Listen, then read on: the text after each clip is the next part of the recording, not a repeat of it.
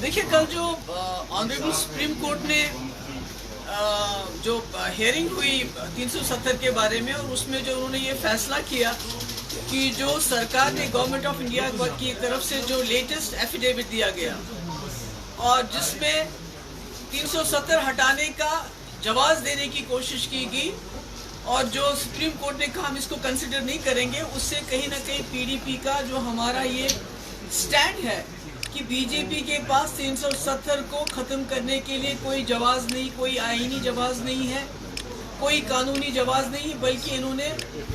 आइन की धज्जियां उड़ाते हुए एक ऐसा कारनामा अंजाम दिया जो मेरे ख्याल में इस मुल्क के 75 साल की हिस्ट्री में कभी नहीं हुआ था। तो इसके साथ साथ उनका ये दलील देना कि 370 को ख़त्म करने के बाद जम्मू कश्मीर में हालात ठीक हो गए, ये बिल्कुल ऐसा है कि जब कोई गुंडा, कोई बदमाश किसी घर में घुस के वहाँ के लोगों की पिटाई करे, आबरूरेजी करे,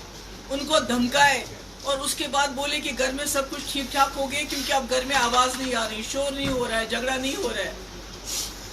बिल्कुल वही हाल उन्होंने जम्मू कश्मीर का किया है। जम्मू कश्मीर में इसको एक खुली जेल में तब्दील किया गया है, जहाँ पर आम इंसान की बात तो दूर, जो यहाँ के जर्नलिस्ट हैं, मीडिया के लोग हैं,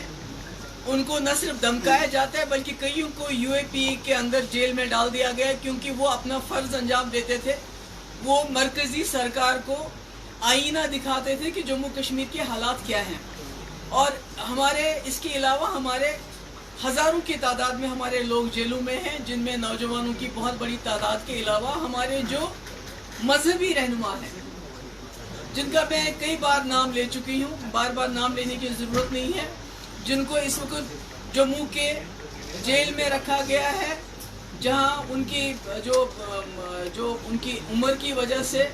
और गर्मी की वजह से उनकी तबीयत भी ख़राब हो रही है।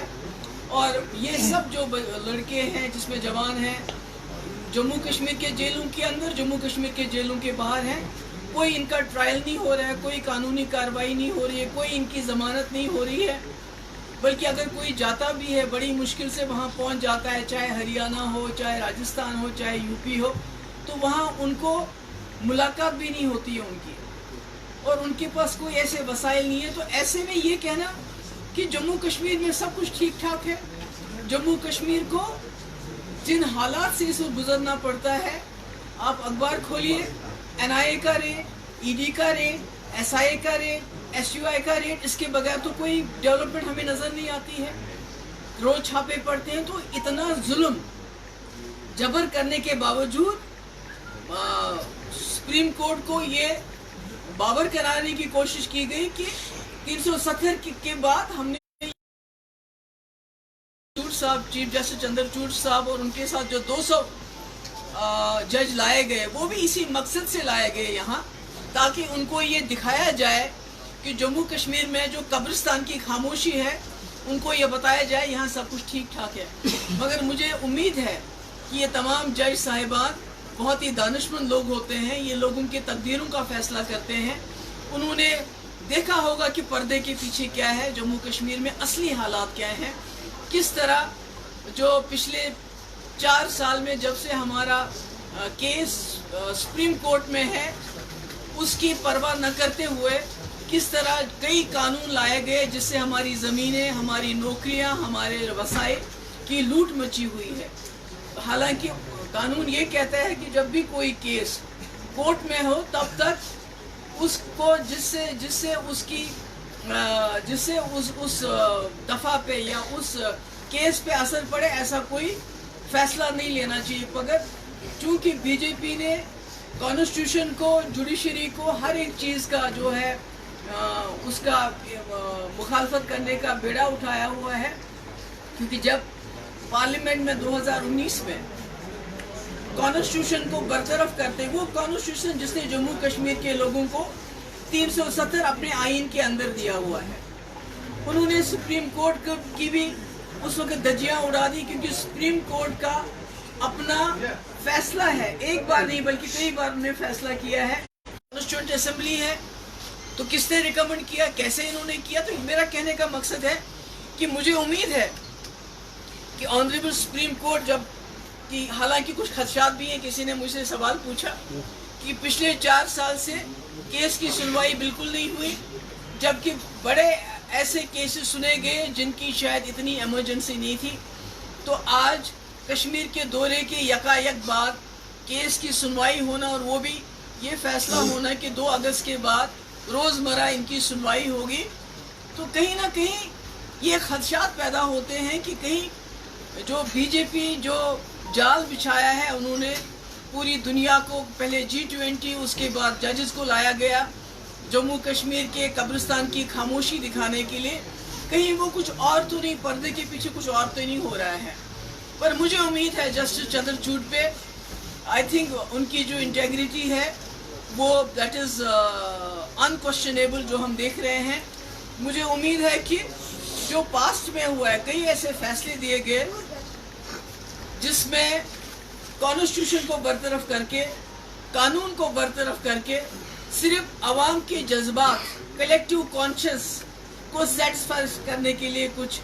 जजमेंट्स दी गई हैं, और उसके बाद वो लोग पार्लियामेंट में पहुंच गए वो जजेस। तो मुझे उम्मीद है कि जस्टिस चंद्रचूड़ जो है वो अवाम के जज्बात की अगर कदर करनी है तो फिर जम्मू कश्मीर के लोगों के जज्बात की कदर करना पहला उनका फ़र्ज़ बनता है, क्योंकि 370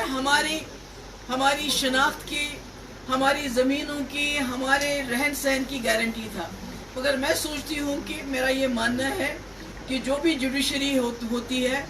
उनको कॉन्स्टिट्यूशन और कानून की पासदारी करनी है। तो मुझे उम्मीद है जब वो कानून की पासदारी करेंगे, हिंदुस्तान के आईन की पासदारी करेंगे, तो फैसला ज़रूर कानून के हक़ में, इंडियन कॉन्स्टिट्यूशन के हक़ में देंगे, न कि कलेक्टिव कॉन्शियस। और जो हमने पहले देखा है, मैं उन जजमेंट्स का नाम नहीं लेना चाहती हूँ जहाँ ये कहा गया चूँकि सबूत नहीं थे, कोई कानून नहीं था, मगर ये कहा गया क्योंकि लोगों की कलेक्टिव कॉन्शियसनेस को सेटिस्फाई करना है, इसलिए हम ये फैसला देते हैं। मुझे उम्मीद है इस बार ऐसा कुछ नहीं होगा, बल्कि जो फैसला होगा वो हिंदुस्तान के, और हम जम्मू कश्मीर के लोग कुछ नहीं चाहते हैं। हम चाहते हैं कि हिंदुस्तान उसकी शनाख्त को बचाने के लिए हम आपको कुछ सेफ गार्ड्स दे रहे हैं, कुछ गारंटीज दे रहे हैं। तो जिस तरह बीजेपी ने उन गारंटीज को हटा दिया, कॉन्स्टिट्यूशन को सबवर्ट किया, मुझे उम्मीद है कि जो में लिखा है इट इज टेम्पररी, तो वाहिवला करने से क्या फायदा। दूसरा यही सवाल सवाल का जवाब नहीं, दूसरा यही बात जब हमने पासान की उमर अब्दुल्ला साहब को, उसने कहा बिल्कुल टेम्पररी लिखा है, लेकिन ये किस कंटेंट में बताया उसने। मैं आपके सवाल का एक ही जवाब आजाद साहब से ये पूछा, खुद संपत प्रकाश में, खुद प्रेमनाथ कोल, विजय लक्ष्मी जा के केस में ये खुद बताया है कि जम्मू कश्मीर के 370 को कोई हटा नहीं सकता जब तक जम्मू कश्मीर की कॉन्स्टिट्यूएंट असेंबली इसको रिकमेंड ना करे प्रेसिडेंट को।